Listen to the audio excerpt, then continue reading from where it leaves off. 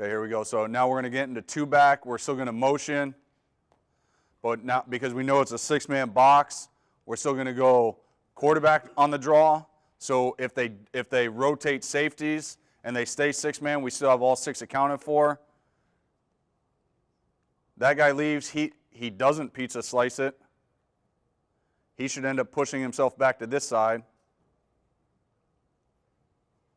And he doesn't. But it's a five-man box with six guys. You normally want to throw that to the back because no one goes with the back on this case too, right? Yeah, I'd throw it out there. But the one thing that Coach talks about all the time is he's the one that has to get comfortable with it, that we actually never MF him or yell at him about throwing it out there, because what do quarterbacks want to do? They want to please the play caller, and they want to please Coach.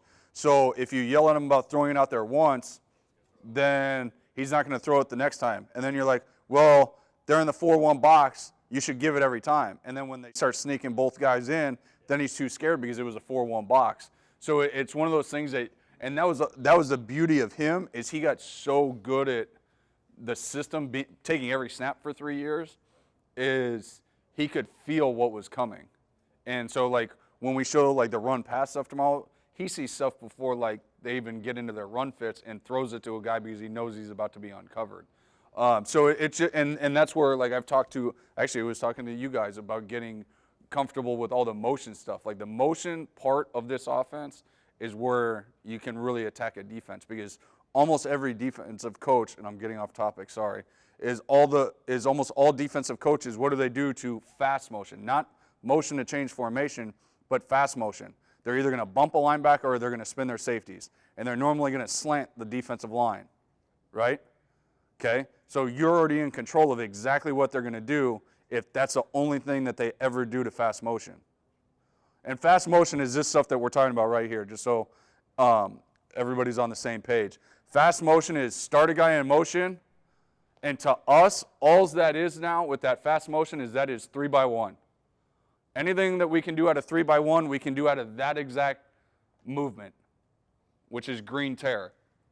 But we can get into that and still do all of our other stuff, but we can still throw all of our passing game, because this guy's still your flat guy, and you can still build all your three-man triangles, and you can do everything. But they have to adjust. What are they going to, if they don't adjust, like Coach is talking about, they're 3-on-2, they're out-leveraged, okay? Well, if they rotate this guy down, the whole middle of the field's open, so they got to rotate him back. Now there's no flat defender on this side. So you have them, pardon my French, by the short hairs when they do that stuff. And that's where, to me, like one of the beauties of it is how simple you can be by just changing the presentation. And is we've seen like 7 different ways to run draw.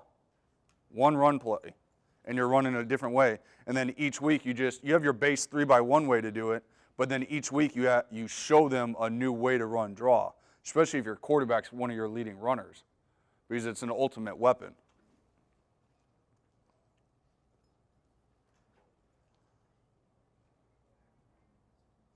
Because then if we go to the same thing from this point of view, okay, what's a great play against an odd team? Old school style, buck sweep, right? Which is our pin pull series. So you're going to get motion, pin pull, and run buck sweep. Motion, run quarterback draw. Motion, run inside zone and read if they bump a guy. If they bump and it becomes a 5-man box, you're handing the ball off because you have a hat for everybody. So you get everything that you want just by motioning that guy and getting them back to what you wanted out of the original purpose of 2-by-2 spread or 3-by-1 spread is a 5-man box. When they go 6-man, now you have somebody that you can read.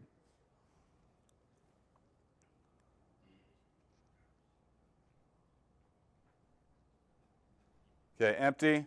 So probably a stick concept or hitches, and probably a fade out, so we have a man beater. Okay, so right here we actually call for screen on that side.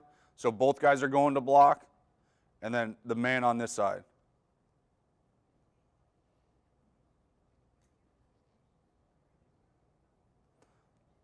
He's thinking 0. With both those guys off against 0, that's probably hard, but he's probably still has time to get the out route off. It'd be close, but this was his play this year. I think he ran it like 88 times. Like we called it 125, and he ran it 80-something times or something like that. It was something ridiculous. Okay, classic way, just 3x1. As soon as this guy starts expanding, he's already out of the box. The quarterback knows he's just got to show the ball, and then he can hand it off.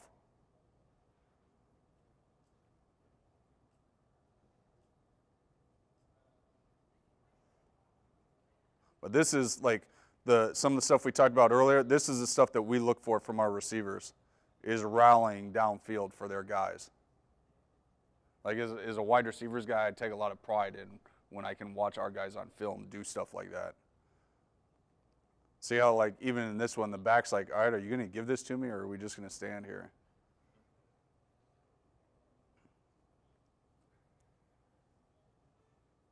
So don't even do the motion, just do it on the snap. If they expand, then you got a nice little lane.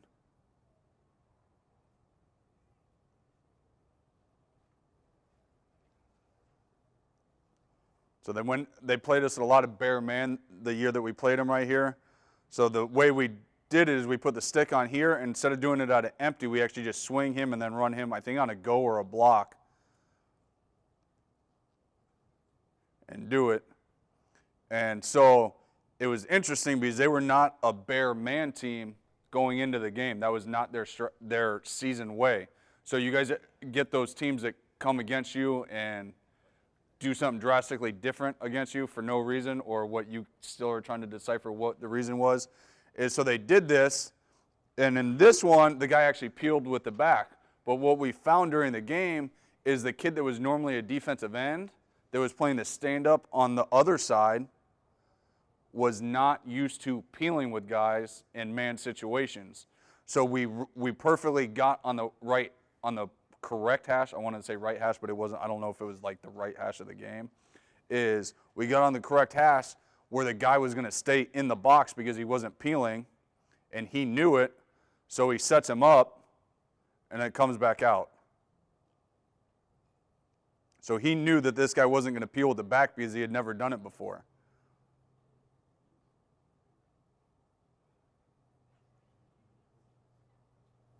So we're basically out of time, but to me, that was like a great example of like taking advantage of what they try to do to you, of one, just multiple ways of doing it, and then if you see something in the game of the way that they're trying to play you, especially teams that are, again, I'm trying to stand on the soapbox and pound my chest about fast motions, because just like that game and then the game following when we played Virginia Tech in the bowl game, is teams that are not normally man teams that try to play you man and play man against all that fast motion stuff, is when you're going from across and out that side, or from the same side, or you're bringing a wide receiver into the backfield and then fast motioning him. It's a lot for those guys to pick up in man, and sometimes either the end that's supposed to be on peel alert because they're running some exotic blitz, they'll lose a guy, and you get a lot of free yards. So to me, that game for clients, it's on the site, and for everybody else, the Virginia Tech game and the Sun Bowl from a couple years ago, and then the SC game from 2013 are really good ones of watching it again, all this fast motion stuff against man coverage. If you guys want to do any of the research on it and like look into it. 2013 season versus SC and 2013 Sun Bowl versus Virginia Tech.